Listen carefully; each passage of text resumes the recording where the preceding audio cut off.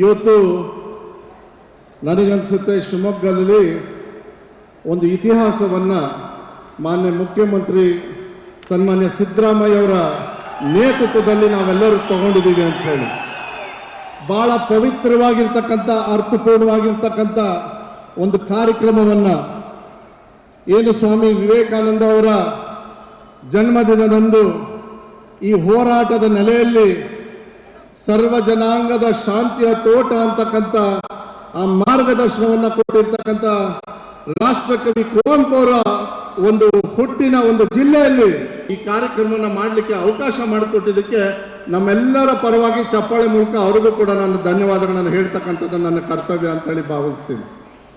ಈಗ 5 ಭಾಗ್ಯ ನನಗೆ ಇನ್ನೊಂದು ಹೆಮ್ಮೆ ಏನು ಅಂತ ಹೇಳಿದರೆ, ಇವತ್ತು ನಮ್ಮ ಸರ್ಕಾರ ಬರಲಿಕ್ಕೆ ಈ ಸರ್ಕಾರದ ಪೂರಕವಾಗಿ ನನ್ನನ್ನು ನಮ್ಮೆಲ್ಲರ ನಾಯಕರು ಎಲ್ಲರೂ ಕೂಡ ರಾಷ್ಟ್ರೀಯ ನಾಯಕರು ಮಾನ್ಯ ಸಿದ್ದರಾಮಯ್ಯ ಸಾಹೇಬರು, ಡಿ ಕೆ ಶಿವಕುಮಾರ್ ಸಾಹೇಬರು ಎಲ್ಲರೂ ಕೂಡ ನನಗೆ ಪ್ರಣಾಳಿಕೆಯ ಉಪಾಧ್ಯಕ್ಷರನ್ನಾಗಿ ಮಾಡಿದರು. ಆ ಪ್ರಣಾಳಿಕೆಯ ಉಪಾಧ್ಯಕ್ಷರು ಎಲ್ಲ ಭಾಗದಲ್ಲೂ ಕೂಡ ನಾನು ಕೂಡ ಶ್ರಮಪಟ್ಟು ಇವತ್ತು ಸರ್ಕಾರ ಇವತ್ತು ಬಂದಿದೆ, ಇವತ್ತು ರಾಜ್ಯದ ಜನರಿಗೆ ಈ ಕಾರ್ಯಕ್ರಮಗಳು ಮುಳ್ತಾ ಇದೆ ಅಂತ ಹೇಳಿದರೆ, ಆ ಏನು ಪ್ರಣಾಳಿಕೆಯಲ್ಲಿ ನನ್ನ ಸದಸ್ಯನಾಗಿ ಮಾಡಿದ್ರು ಅದು ನನ್ನ ಪುಣ್ಯ ಭಾಗ್ಯ ಅಂತಕ್ಕಂಥದ್ದನ್ನು ನಾನು ಹೇಳಲಿಕ್ಕೆ ಇಷ್ಟಪಡ್ತೀನಿ ಬಂಧುಗಳೇ. 5 ಭಾಗ್ಯದಲ್ಲಿ ನಾನು ಹೆಚ್ಚು ಮಾತಾಡೋದಕ್ಕೆ ಹೋಗೋದಿಲ್ಲ. ಇವತ್ತು ಆರ್ಥಿಕವಾಗಿ ಒಂದೊಂದು ಕುಟುಂಬಕ್ಕೂ ಕೂಡ ಕುಟುಂಬದ ಯಜಮಾಂತಿಗೆ ಅವರ ಕಷ್ಟದಲ್ಲಿ ಆರ್ಥಿಕವಾಗಿ ಅವರಿಗೆ ಸಹಕಾರ ಆಗಬೇಕು ಅಂತ ಹೇಳಿ ಇವತ್ತು ಹೆಚ್ಚು ಕಮ್ಮಿ 1 ಲಕ್ಷ ಕುಟುಂಬಗಳಿಗೆ 2,000 ರೂಪಾಯಿ ಗೃಹ ಲಕ್ಷ್ಮಿ ಅಂತಕ್ಕಂಥ ಕಾರ್ಯಕ್ರಮ ಕೊಟ್ಟಿರ್ತಕ್ಕಂಥ ಮಹಾನ್ ಸಾಧನೆ ಮಾಡಿರ್ತಕ್ಕಂಥವರು ಮಾನ್ಯ ಸಿದ್ದರಾಮಯ್ಯ ಅವರು, ಮಾನ್ಯ ಡಿ ಕೆ ಶಿವಕುಮಾರ್ ಅವರು. ಇವತ್ತು ಸುಮಾರು 1 ಕೋಟಿ ಹೆಚ್ಚಾಗಿ ಇವತ್ತು ಮಹಿಳೆಯರು ಉಚಿತವಾಗಿ ಶಕ್ತಿ ಯೋಜನೆಯಲ್ಲಿ ಇವತ್ತು ಇಡೀ ರಾಜ್ಯವನ್ನು ಪುಕ್ಷಟ್ಟೆ ಸಂಚರಿಸಿದ್ದಾರೆ ಅಂತ ಹೇಳಿದರೆ ಇದು ಒಂದು ಇಡೀ ದೇಶದಲ್ಲಿ ಇತಿಹಾಸ ಅಂತ ಹೇಳಿದರೆ ತಪ್ಪಾಗಲಾರದು. ಇವತ್ತು ಇತಿಹಾಸ ನಮ್ಮ ಸರ್ಕಾರ ಮಾಡ್ತಾ ಇದೆ. ಅದೇ ರೀತಿ ಅನ್ನಭಾಗ್ಯ 4ನೇದು. ಅದೇ ರೀತಿ ಇವತ್ತು ಏನು ಆ ಯುವ ನಿಧಿ ಅಂತ ಕಾರ್ಯಕ್ರಮ, ಅವನು ಜನ್ಮ ಏನು ಶಿಕಾರಿಪುರದ ಬೆಳ್ಳಿಗಾವಿಯಲ್ಲಿ ಆಗಿದೆ, ಈ ಫ್ರೀಡಂ ಪಾರ್ಕಿಗೆ ಅಲ್ಲಮ್ಮ ಪ್ರಭು ಅವರ ಹೆಸರನ್ನ ನೀವು ಇಡಬೇಕು ಅಂತೇಳಿ ನಾನು ಮನಪೂರ್ವಕವಾಗಿ ನಮ್ಮ ಶಿವಮೊಗ್ಗ ಜನತೆ ಪರವಾಗಿ ತಮ್ಮಲ್ಲಿ ಮನವಿಯನ್ನು ನಾನು ಈ ಸಂದರ್ಭದಲ್ಲಿ ಇಡ್ಲಿಕ್ಕೆ ಇಷ್ಟಪಡ್ತೀನಿ.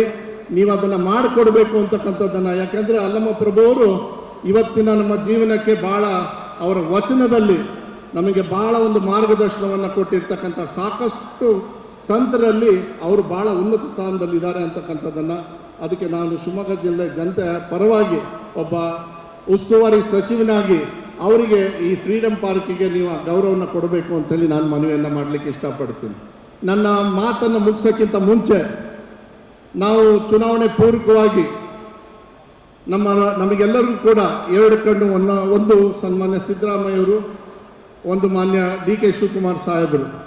ನಾವು ಹೋದ ವರ್ಷ ಚುನಾವಣೆ ಪೂರ್ವಕವಾಗಿ ಮಲೆನಾಡಿನ ಜನ ಆಕ್ರೋಶ ಅಂತೇಳಿ ಮಲೆನಾಡು ಭಾಗದ ಏನು ರೈತರು ನಮ್ಮ ಸಂಕಷ್ಟದಲ್ಲಿದ್ದೀವಿ, ಈ ಫಾರೆಸ್ಟ್ ಜಮೀನು ಇರ್ಬೋದು, ಶರಾವತಿ ಮುಳುಗಡೆಯವರು ಇರ್ಬೋದು, ಅರಣ್ಯದಲ್ಲಿ ಯಾರ್ಯಾರು ಸಾಗುವಳಿಯನ್ನು ಮಾಡ್ಕೊಂಡು ಬಂದಿದ್ದಾರೆ, ಆ ಹೋರಾಟವನ್ನು ಮಾಡ್ತಕ್ಕಂಥ ಸಂದರ್ಭದಲ್ಲಿ ನೀವು ಕೂಡ ಬಂದು ನಮಗೆ ಶಕ್ತಿಯನ್ನು ಕೊಟ್ಟರಿ, ವಿಶ್ವಾಸವನ್ನು ಕೊಟ್ಟರಿ.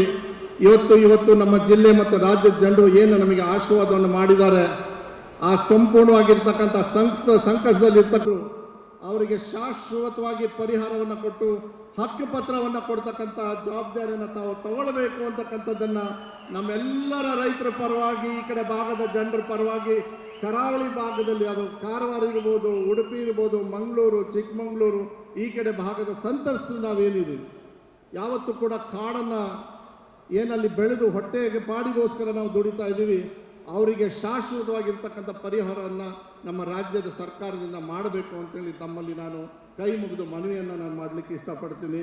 ಮತ್ತೊಮ್ಮೆ ನಾನು ಇಷ್ಟೇ ಹೇಳೋದು, ಈ ಐತಿಹಾಸಿಕವಾಗಿರ್ತಕ್ಕಂಥ ಒಂದು ಸಂದರ್ಭದಲ್ಲಿ ನನಗೂ ಕೂಡ ಶಿಕ್ಷಣ ಸಚಿವನಾಗಿ ಮಾಡಿ ನಾನು ಒಂದು ಕಲ್ತಿದ್ದೀನಿ. ದೇವ್ರ ಕೆಲಸ ಏನು ಅಂತ ಹೇಳಿದರೆ ಶಿಕ್ಷಣ ನಮ್ಮ ಮಕ್ಕಳಿಗೆ ಕೊಡ್ತಕ್ಕಂಥದ್ದೇ. ನಾವು ದೇವಸ್ಥಾನಕ್ಕೆ ಹೋಗ್ತೀವೋ ಏನೋ ಗೊತ್ತಿಲ್ಲ, ಆದರೆ ಮಕ್ಕಳಿಗೆ ಶಿಕ್ಷಣ ಕೊಡೋದೇ ದೇವರ ಕೆಲಸ ಅಂತ ನಿಟ್ಟಿನ ಮೇಲೆ ಅಂಥ ಪುಣ್ಯದ ಕೆಲಸವನ್ನು ನೀವೆಲ್ಲರೂ ಕೂಡ ಹಿರಿಯರು ಇವತ್ತು ನನಗೆ ಕೊಟ್ಟಿದ್ದೀರಿ.